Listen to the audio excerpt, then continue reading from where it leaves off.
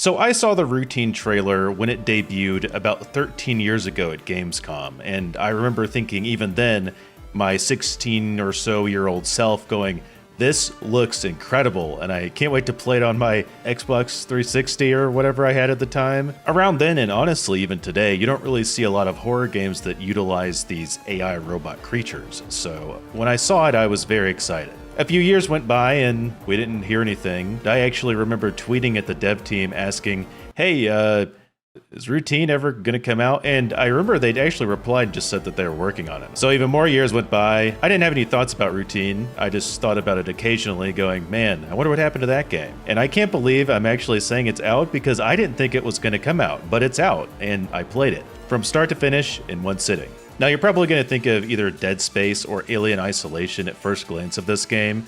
To me, it feels a little more like Alien Isolation, but it's horror in space. You play as a space engineer that's supposed to investigate and repair a moon base that's just had about everything go wrong as possible. And instead of it being just a regular walking sim that a lot of horror games devolve into nowadays, you actually get to be a space engineer. They give you a little scan gun called a CAT, maybe it's CAT, I called it CAT the whole time, and it makes sense. It's actually pretty neat too. The gameplay mechanics all focus around this gun, so you kind of just need to know how to use it the entire time. It's a little complex. You're supposed to bring it up and click on different buttons and they do different things. You can upgrade it, use different modes to solve different puzzles throughout the game, and whenever this horrifying robot eventually shows up, you can shoot him to temporarily disable him.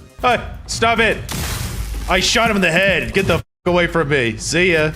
Suck my balls, I'm out of here. There's other modes that happen during the game, like this UV light thing where you hold down left click and it brings up secret messages on the walls. It also can scan you into security doors and you can upgrade the security over time. Overall, it makes sense that you would be using a tool like this instead of just holding like a regular pistol. Also, your cat gun can run out of batteries, which would seem annoying, but weirdly enough, there are a lot of batteries just kind of lying around everywhere. My assumption is that the safety here was not very good because these are definitely a fire hazard. Might be why the base went down in the first place. As the space engineer, your job throughout the game is to shut down this security network. Now, part of the security network are these big-ass AI giant robots that just kind of follow you around and they're super oppressive. They also have these badass entrances when you go into a puzzle area. Why does it seem like somebody's taking the elevator? I don't like that. Oh my god. He was taking the... Can we get... Oh, no. No, you stay on the elevator and go back up. Oh, this. Get me out of here. Let's make it use the elevator because who the would do that? It was actually horrifying. It's not only that, but these guys can do things like open closed doors. Ooh, no keycard access. Whoa! Holy... He has keycard access! The AI for the robots in this game are incredibly good. While it can't get you under tables, which is fine, it can do things like this. Like, just watch this. Can you piss off? Okay, now watch it in slow motion. It can sidestep your gunfire. Also, I'm just gonna take a moment here because the sound design of these dudes are amazing. Sometimes they stop and they scan for you and it's really creepy. They make these Regirock Pokemon-like sounds while doing it, which are already creepy enough on their own. The sound design throughout this entire game is very immersive. It's equally creepy and at times surprisingly realistic. I can think of many games where I could bump into this like barrel of water and it actually makes the sound of a barrel of water if you bumped into it. They did a really good job with it. Besides just the sounds though, the art of this game and the aesthetic of Routine is absolutely incredible. It has this very retro sci-fi thing going on and it does it super well. Imagine if the world got their shit together in the 80s and made a cool moon base to live out of. That's kind of what this game is. I really enjoyed the mall area. It's probably my personal favorite. It has this kind of vaporwave-ish aesthetic, and it's just fun to walk around in. And no, it's not because of that half-naked buff guy's minigame in the arcade, even though I played that a lot. Gun holy! Hey, check that out. Those are some nice pecs and abs. Hell yeah. I love the Mega Zone. Also, look at this cute little robot. He welcomes you into the mall, gets you checked in. That's nice. About halfway through the game, once you started doing more of the puzzles, Routine takes a turn not only gameplay-wise, but aesthetically-wise as well. I'm gonna be honest, I'm not really sure how I feel about this, because I really enjoyed the first half of the game a lot.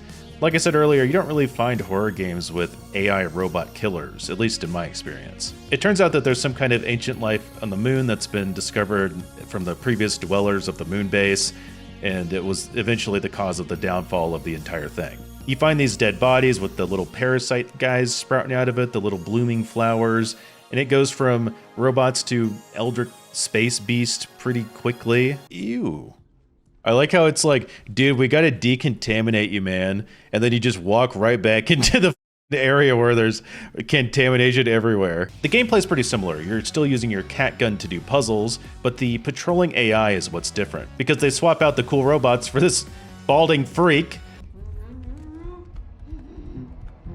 Oh, no. Ew. Ow, ow. Hey. He just started beating the shit out of me.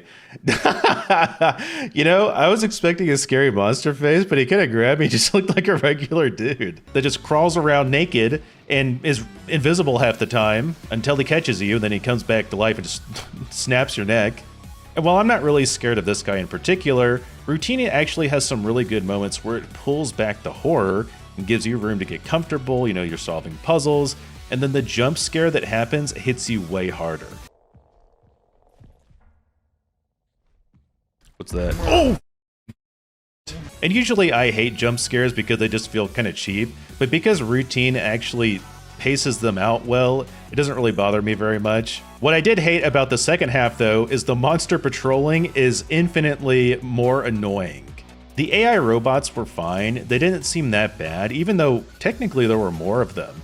The bald guy will just not leave you alone. He patrols around puzzles. He will stand there and wait, and you just hear him like gurgling around the corner, and you just can't do anything about it. And he's in front of some kind of item I need, or he's interrupting me reading lore that's scattered everywhere. It is just super annoying, especially because sometimes it feels like he can just see you through walls for some reason. What? Dude, I'm gonna go crazy, I think. And God forbid you get killed by this little weirdo and you didn't hit a save point alert, because you are in Backtrack City, so good luck. I think I did this water thing where you had to turn the valve to drain the water out like 10 times because the monster was always where I needed to be, and he would just send me back all the way there after killing me. I'm dead. Come on. On the other side of the coin, we have the puzzles, and the puzzles can be fairly easy. Some of them can be a little Silent Hill-esque, but I will say some of my personal favorites were things like where you had to figure out the numbers from the blood splotches on the screen using the UV setting from the cat. I thought that was very unique. I never would have thought they did that, and once I figured it out, I felt like a genius. But then there's also these things like figure out these numbers by using this encryption, and then figure out this scientific equation to make this serum. Oh hell, oh, what the f is this?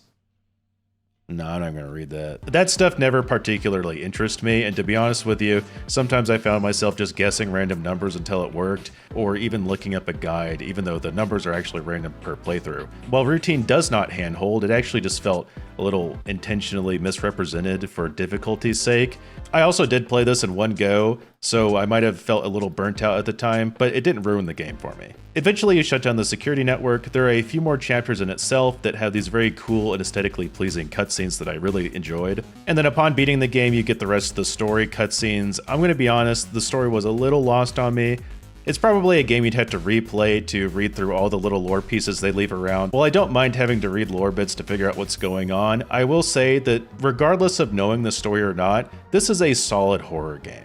Nowadays, you either have games that have zero story and just full of jump scares, or these horror games that are trying to have these super deep meanings, and there's never any in between, but Routine is a very good example of a game that does. I am very glad that this game actually came out. It was a fun experience, and I'm glad I got to play it. I'm also going to upload my full playthrough, which you can watch right here.